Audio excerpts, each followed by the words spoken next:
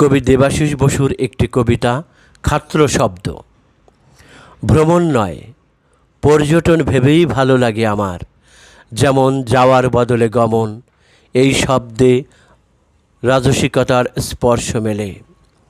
একটু কোমর ভারী করে বললে যেন ভারী কোমরের উপর বিছের রুনঝুন সহজেই শোনা যায়।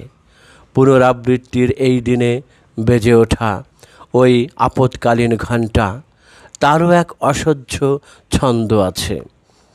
যতক্ষণ অটুট ততক্ষণই শৃঙ্খল, অন্যথায় শুধুই শিকল ভাবা চলে। বজ্রমুঠিতে আমি বরাবরই দেখেছি নিশান, আর মন্ত্রীর গাড়িতে ক্লান্ত পতাকা। লাল নীল যেমনই হোক, সেলাম শব্দটি আমাদের আরও বহুদিন গোলাম করে রাখবে। তাই আজ থেকে শুধু সম্ভাষণ।